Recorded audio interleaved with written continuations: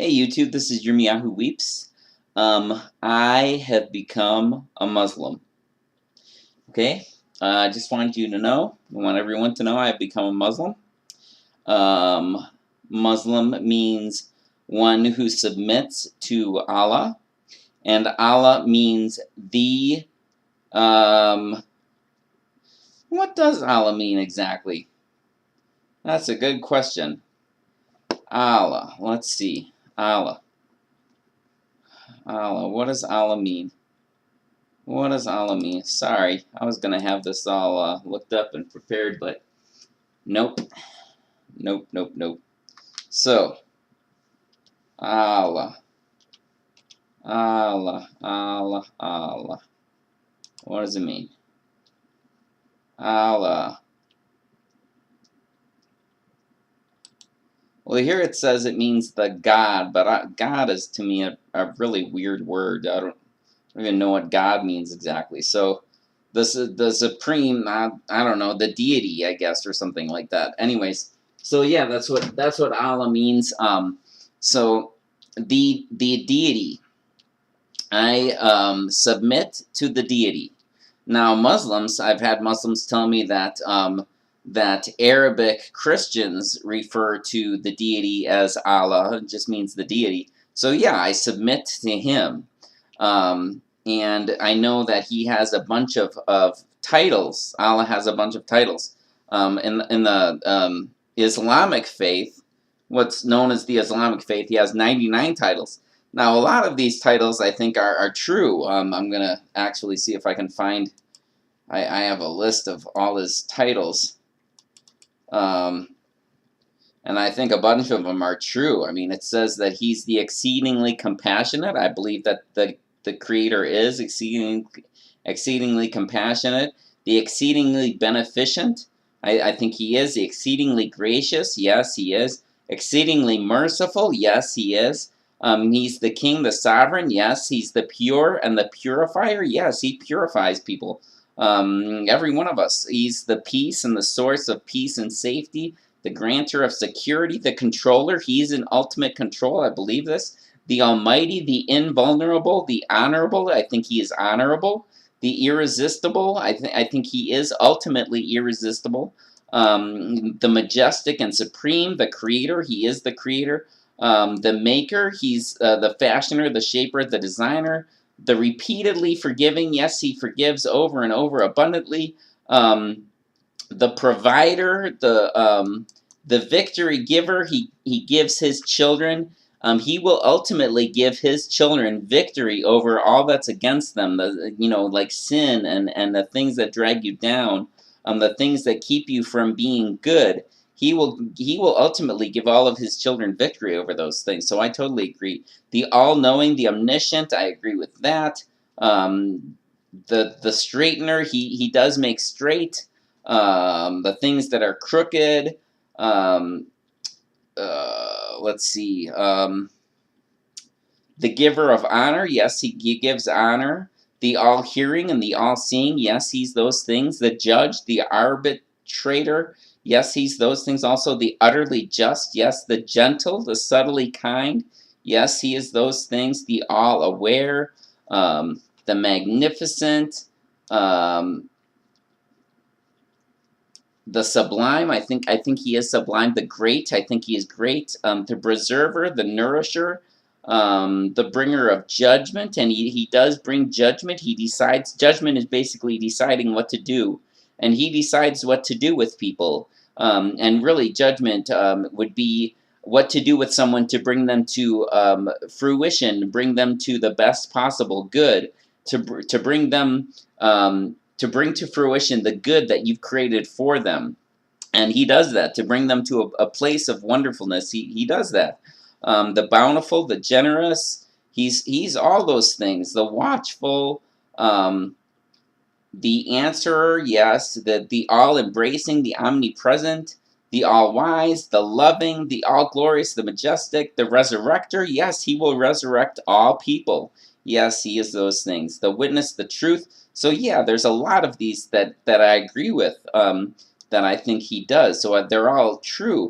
Now, one of the things that I don't think it's in this list on that I found on the internet, where it says that Allah is the ultimate deceiver. He deceives more than anybody else. He's the best deceiver. Nobody can deceive like he does. Nobody's a liar like he is. And I don't see that the Creator is like that. So and plus that disagrees with multiple other of his qualities that I've just listed off. So since the Quran says that he's the deceiver, the ultimate deceiver, and also the Quran testifies that the self-admitted liar Muhammad was the representative of the Allah in the Quran. I know that the Allah in the Quran is not the real Allah. It's not the real Allah. So the Quran says that the Torah and the Tanakh, what's commonly called the Old Testament, and the Brit Hadashah, what's commonly called the New Testament, are actually from Allah, and that they're to be listened to and obeyed. In fact, where is it? Here we go. Let me look real quick. I have these written down. No, where is... Here we go. 7 verse 157. Quran, I think it's a Surah 7 157, or it's a Surah 157. I can't remember exactly how it goes, but let's see. To those that will follow the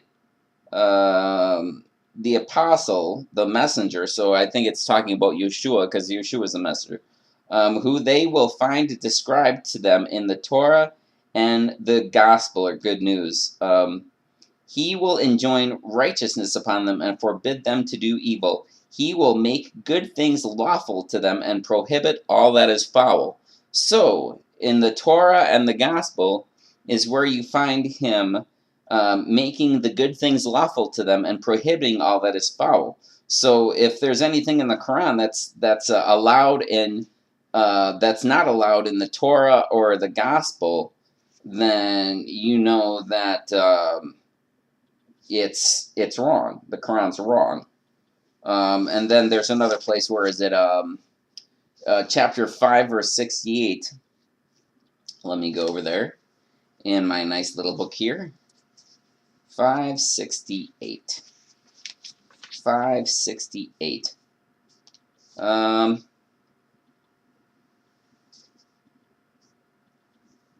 Say, people of the book, you will attain nothing until you observe the Torah and the gospel, and that which has been revealed to you from your Lord. So, you will attain nothing until you observe the Torah and the gospel. So you have to observe the Torah and the gospel. Well, the Torah is Yahweh's instructions to people, which of course contradicts the Quran. The Quran doesn't line up with the Torah and the gospel. And, that does line up with the Torah. And the gospel is the proclamation that Yeshua, who Yahweh sent, was crucified, executed, and resurrected. And of course, the Quran disagrees with that too. So, even though you can find some truth in the Quran, you can find a bunch of things that are lies. But that shouldn't be surprising, since Allah of the Quran says that he's the ultimate liar.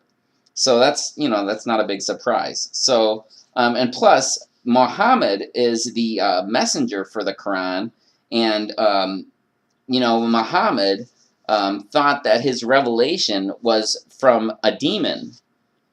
That when he got his revelation, he thought he was getting it from a demon, and I believe him. I think he was right.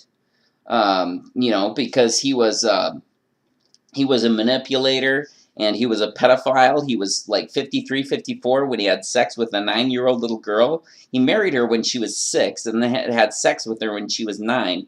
And that's evil. To do that is evil. Pedophilia is evil. So Muhammad was evil.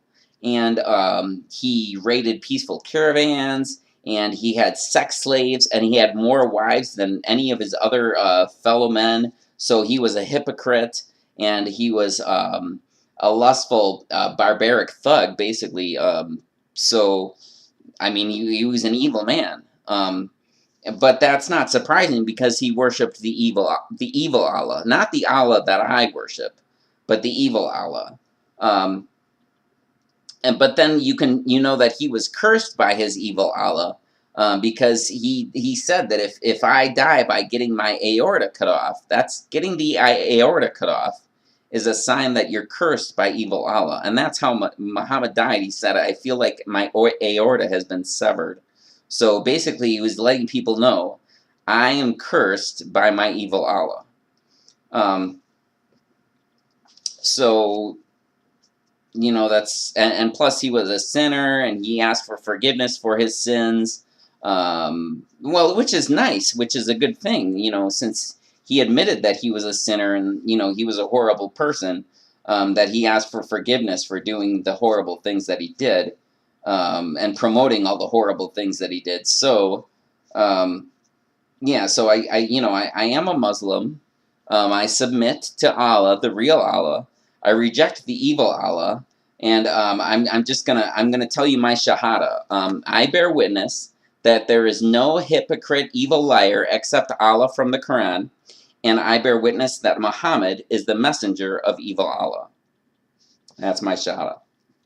So, just to let everybody know that I am a Muslim, I submit to Allah. Allah meaning the deity, the only deity.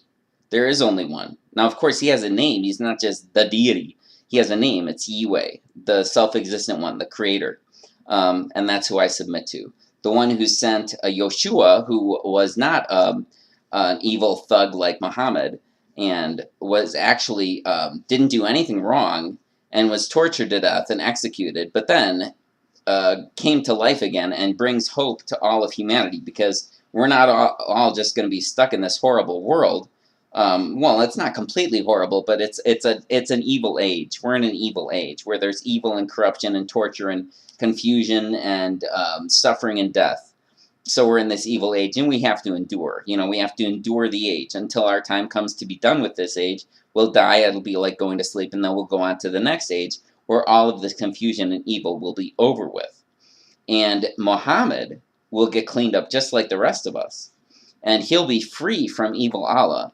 And he'll confess that he was wrong to be deceptive and manipulative and be a barbarian and a warlord and a thug and have sex slaves and all these other things and rape little girls and rape women and be an assassin and have people assassinated over poetry and things like that. He'll apologize for all of those things. He'll say that he was wrong. And just like all of us will say that we were wrong in all of the sins that we committed, just like Muhammad committed sins. So, but he'll be cleaned up just like everybody else, and he'll come out great and shining on the other end. Wonderful, wonderful things. So the good Allah will actually redeem him, and just like he'll redeem every one of us. So yes, and the evil Allah will be a passing thought that's just gone, because he wasn't real anyways. Thankfully, because he really was evil. I mean, he spoke about how he created people for the purpose of them doing wrong, violating instructions, so that he could send them to eternal torture and hellfire. And he admitted, he said, if I wanted to, I could have turned them to good. I could have made them follow my rules. But no, he didn't want to. He wanted to send them to eternal torturous hellfire. Evil, evil, evil, evil Allah. But he was just a myth made up by Muhammad, so that's okay that he's not really real. So, and the good Allah is actually real. So, yeah, that's how I'm a Muslim. So, thank you for watching. Feel free to share faith, but I'm not going to kill you if you don't. I'm not going to, behead you or crucify you if you decide not to share my faith. I'm not going to try to force you or manipulate you into saying my shahada of, I bear witness that there is no hypocrite, evil liar except Allah from the Quran, and I bear witness that Muhammad is the messenger of evil Allah. I'm not going to make you say that. I mean, you can say if you want to. I don't really care, but you don't have to.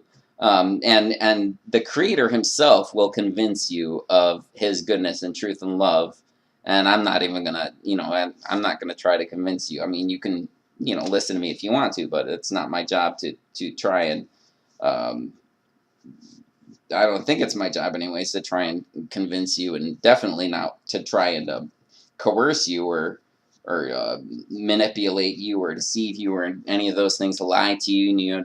Al Taqiyya, where they lie for the sake of Islam and stuff. That's not my job to do stuff like that. So, yeah. So, anyways, I hope you've enjoyed watching. Feel free to comment, leave feedback, whatever. And I hope that you have a very good life. And rest assured that evil Allah is false. Muhammad is dead and has rotted away in the ground, and which I'm glad about. I'm glad that he's dead, no longer committing atrocities.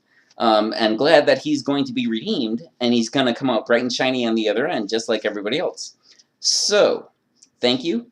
Au revoir, auf Wiedersehen, salam, shalom, gesundheit, bye.